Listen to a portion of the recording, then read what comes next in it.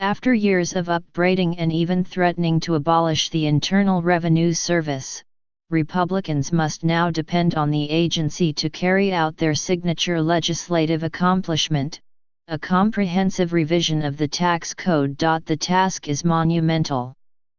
While processing tens of millions of tax returns for 2017 under the current rules, the IRS would also have to figure out how to interpret and explain a new system and put it into practice. Beware, said John A. Koskinen, who retired last month as IRS Commissioner.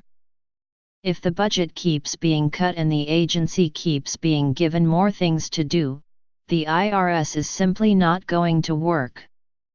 Either the information technology will fail, forcing the filing and refund systems to collapse, he warned, or enforcement and audits will become so scarce that fewer people will be inclined to pay the taxes they owe. Even before Congress began revising the tax code, the IRS was struggling to keep up with an expanding workload.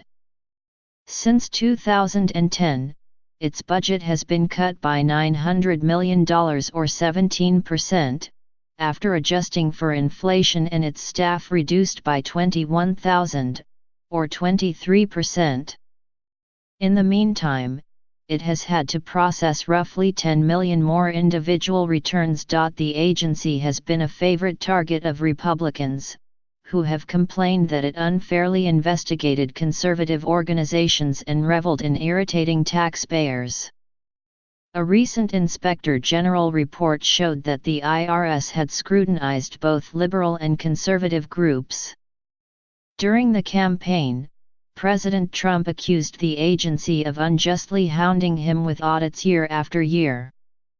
Paying as little as possible was the American way, he declared. Although Treasury Secretary Stephen Mnuchin has acknowledged the importance of sufficiently funding the nation's revenue collector, Mr. Trump's budget proposed deep cuts.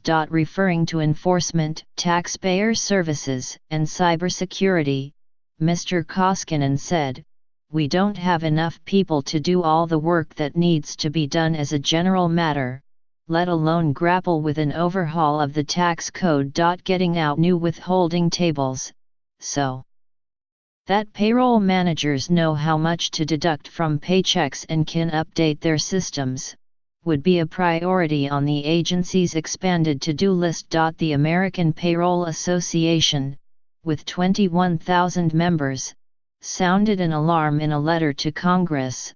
"Our members are already starting to panic, on behalf of themselves and millions of employees, about the effect on 2018 withholdings of a tax bill that will be effective a week after its enactment." The IRS, in a statement on Thursday, said that taxpayers should not expect to see any changes as a result of the legislation to be reflected in their paychecks until February, and that the agency would work closely with payroll and tax professionals. That delay puts the onus on workers to make adjustments later in the year if too much or too little money is being withheld because their January paychecks reflect the outdated 2017 law. Pete Isberg, Vice President for Government Relations for ADP, one of the largest payroll providers, said taking account of the changes would be easier for the larger automated companies, but acknowledged that the short lead time between the law's anticipated passage and the effective date would be a problem for some. The prospective elimination of personal exemptions adds another twist that may invalidate all the automatic withholding forms, or W-4s, that employees signed, Mr. Isberg said, and put employers at the position of getting a new W-4 from every U.S. worker. The burden of carrying out a new code also falls heavily on the IRS legal staff, who along with their counterparts at the Treasury Department are responsible for explaining to tax preparers, businesses, and individuals what the statute means. They will detail, for example, under what circumstances the alternative minimum tax should be used, or whether a given expense qualifies for a particular exemption. If the plan is passed, IRS staff members will have to write countless guidelines and regulations to define and explain critical terms and concepts, as well as correct technical flaws that can arise in the best of circumstances, let alone in a bill done at breakneck speed. Mr. Trump's directive to federal agencies to eliminate 2 regulations for every one that is added could present an unexpected speed bump.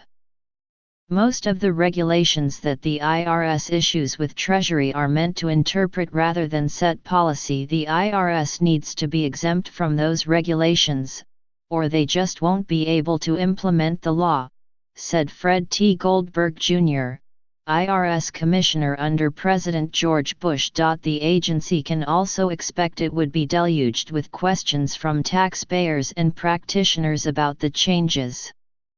Responding would require retraining employees and making new hires to handle the expected onslaught of requests. The IRS is one of the few agencies that touches just about every household, said Mark J. Mazur, director of the Nonpartisan Tax Policy Center in Washington.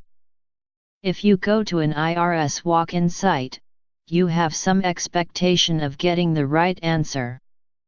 Updating the agency's vast computer system is also a gargantuan undertaking. The IRS, along with much of the federal government and major financial institutions, uses a computer programming language called COBOL, developed almost 60 years ago. Almost every coding change will, in effect, have to be entered by hand. Congress significantly increased the agency's funding after the 1986 tax overhaul passed. As a result, the IRS hired an additional 2,100 employees to help implement the new law. This time, Congress has not made any specific appropriation requests. During hearings last week before a House Oversight Committee, witnesses testified about how difficult it would be for the IRS to handle the largest overhaul of the tax code in more than 30 years. Little consideration has been given to ensuring IRS has the resources necessary to carry out this monumental task, Tony Reardon, president of the National Treasury Employees Union, testified.